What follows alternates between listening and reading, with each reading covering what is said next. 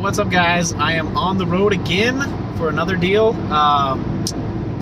Posted earlier today, I think this morning, a guy posted an 08 LTR450 for $1,200 for a fuel-injected Suzuki. That is very cheap.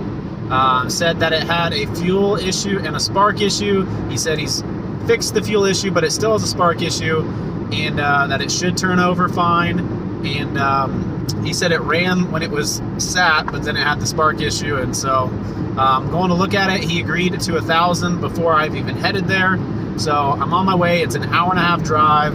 It's quite a bit of a journey, but I think for $1,000, I mean, I could literally sell it for parts, even if the engine was locked up, which he says it turns over fine. So I got my jumper. I'm gonna go check it out, and if I get it, I guess I'll see you in a second. All right, it's the next day. It was pretty much dark the whole way home, and while I was there, so I couldn't really shoot much, but we got it back home. This is what she looks like. I think it was a score. I really do. I got there, checked it out. The plastics were all kind of off of it, but we got them off, and the guy was super nice, and we chatted for a bit. But ultimately, he said it had a spark issue. I hooked up my jumper because I wanted to hear it turn over, and the thing actually started for like 3 seconds. And so I was like, okay, that's good enough for $1,000. I'll take it. I don't really have any questions. It was crazy. He was like, I can't believe that thing started. So believe it or not, this thing fired up for like 3 seconds. It didn't sound like anything was off on it. So I don't know. I kind of have a feeling that it might just be a battery issue or a loose wire or some type of small issue, because it literally fired up for a bike that's supposed to have a spark issue. It definitely had spark for a bit. So let's go ahead and take a look at it.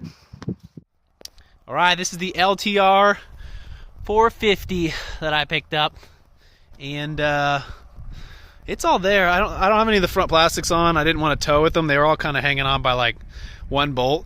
But this thing is pretty decked out. Right off the bat, you'll notice bead locks. He said he put these on with these newer tires.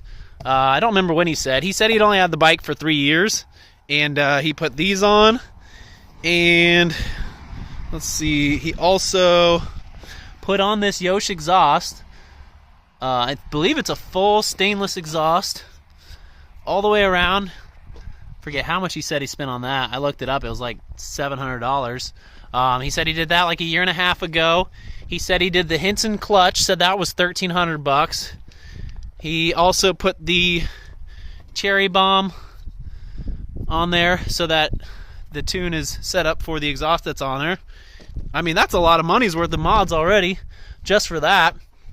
Also noticed it's got the, let's see, Precision Racing stabilizer on here, a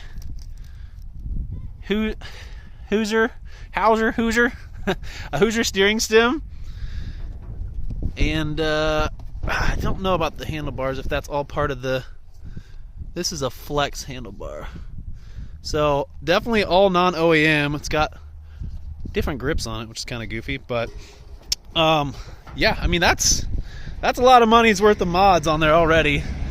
And this thing looks pretty clean, pretty OEM. Oh, he also said he put on this. He said that it was having the fuel issue. He threw on this fuel pump, and you can tell right there, that's a key-in fuel pump. He said this was $300 some, and he just put that on and fixed the fuel issue, and then he said he was having spark issues, and that's when he sold it. He said he bypassed the swivel filter and put on an inline fuel filter here, because these are much cheaper. And frick, man, this thing is like, I mean, aside from the plastics and being a little dusty, this thing is pretty clean. Everything on it feels tight.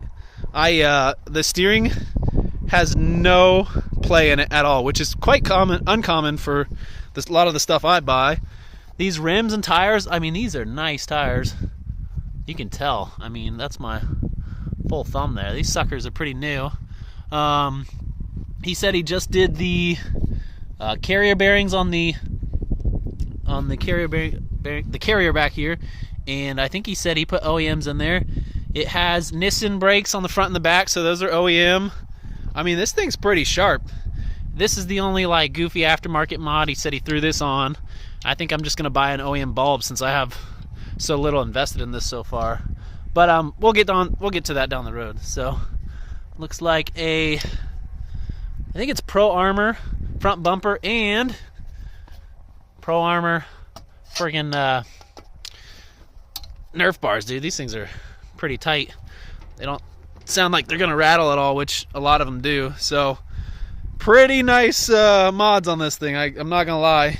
He didn't know if it had ever been rebuilt or not, but he said he's only had it 3 years, and he said it was literally running the day before I bought it, just a little bit, and then he had spark issues, and I guess that was it. That put him over the edge. So yeah, this is it.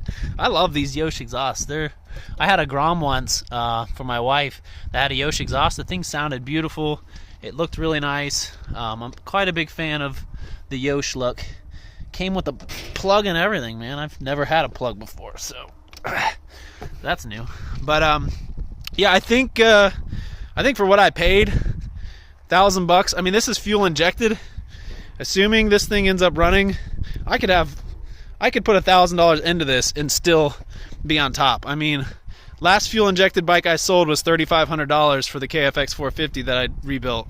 So I don't think I'm gonna have to do any rebuilding, considering it sounded pretty good when it fired up. So I think real quick, I'm just gonna try and jump it. And oh no, he said it had no fuel in it. So I think I need to top it off real quick. I'm gonna top it off and then try and jump it again. And if it runs, I'm gonna laugh so hard. So, but yeah, that's the LTR450. Let's go ahead and get her off the trailer, put some gas in it, and see if she will fire up.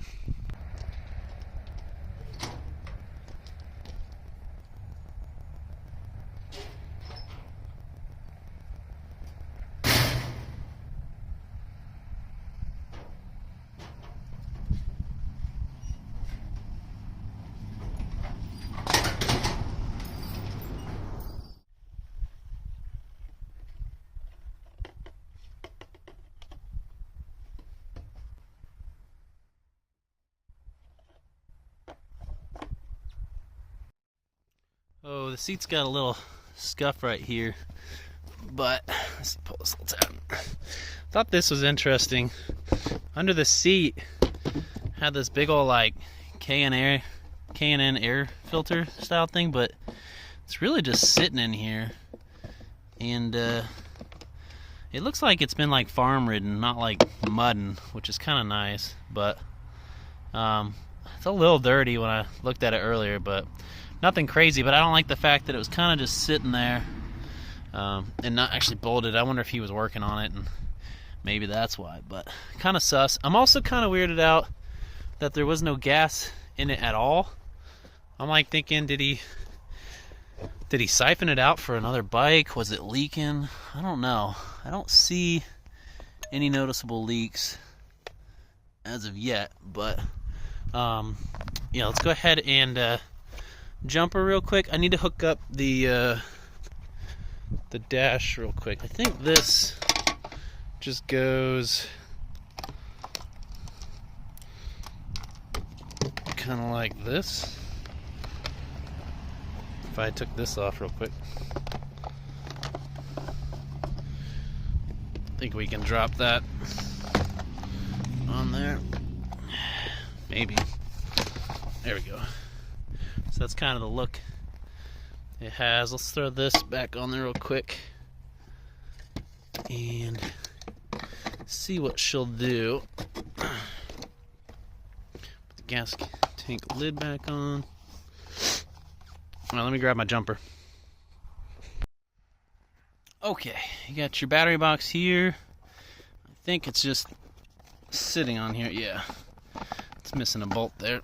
And then you got your battery right here. Hook up the positive. Hook up the negative. Alright. See. Oh, I need my key. Well, it turns out the key switch is located on this panel. So I kind of need to get that on there first. Let's just kind of drop it there. And then need to plug in this wire to... it's right here. Plug these two in. So I'm going to plug that in real quick. You know, the more I look at this air box, the more weird it is to me that I think this was cut completely open, or it's just missing the lid. I've never had one of these LTRs before, but I think in order to fit this giant filter on here, this was cut. So I think I might have to get a new air box and an original filter to have this kind of truly OEM. But since it has an aftermarket exhaust, maybe I should do an open top and maybe run something like this. I don't know. Let me know if you know if I can run an OEM filter and air box with the Yosh exhaust with the cherry bomb, or if it's going to restrict it too much, because I have a feeling I have to do at least an open air box style with how much that exhaust is probably flowing. So, but yeah, I got the key hooked up here, so our ignition should now work. Let's grab the key and smack that in as it slides away from me. Okay, turn her once.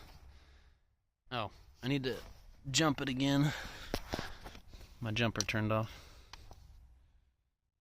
Alright, jumper's good to go.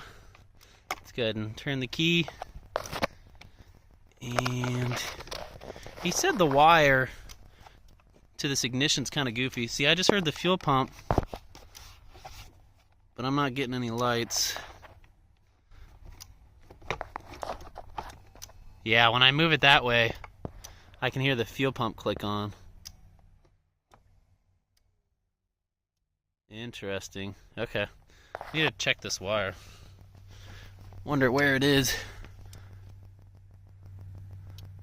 Okay, it's definitely on. I don't know why, but none of the lights are on here. It's definitely in neutral though.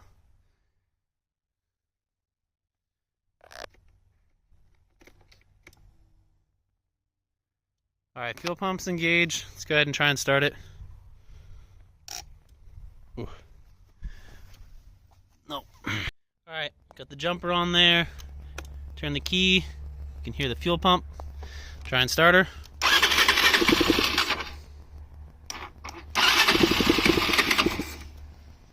It's trying.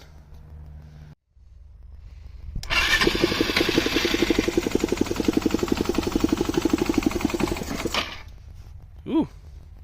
Let me put my phone on the stand. It would probably help if I took this out, right? Idiot. Yay.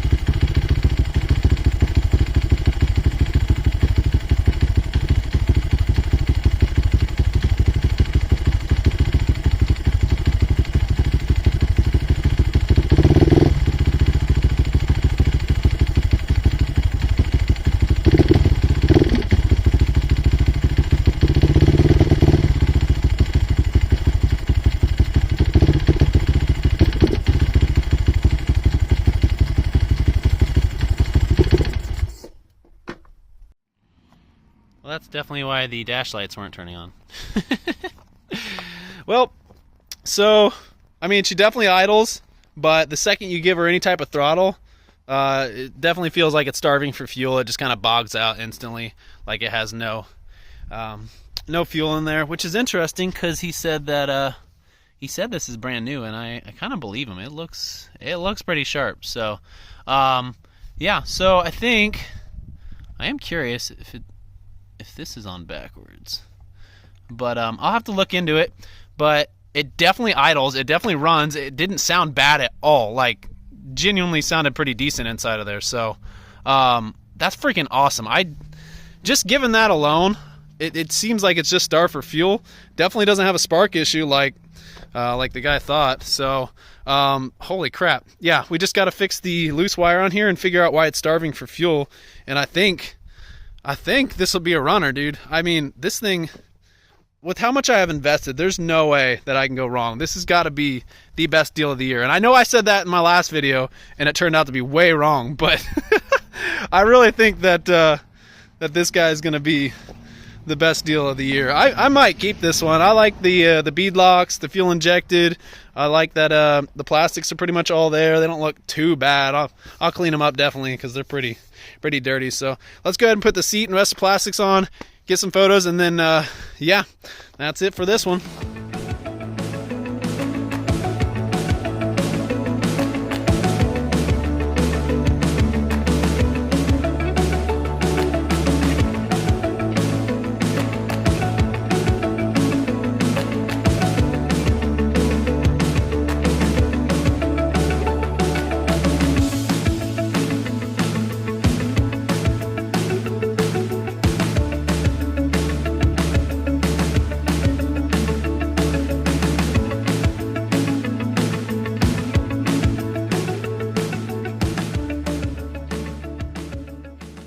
Alright, so that's it for the LTR450 that I picked up. It was $1,000 cash, and I did get the title with it, which is the crazy part. So, unbelievable buy. She idles fine, and I think as long as we figure out what's starving it for fuel, I think it'll be an easy fix. So you let me know what you think. Also, if you're a fuel-injected guy, I haven't worked on a lot of fuel-injected bikes, let me know what you think might be causing it to starve for fuel. Do you think it's the cherry bomb not working correctly, has a lot of airflow, and it's not getting the extra fuel that the cherry bombs should be sending? Or do you think it's the injector or some other component? Let me know what you think, and thanks for watching. I'll see you in the next one. Peace.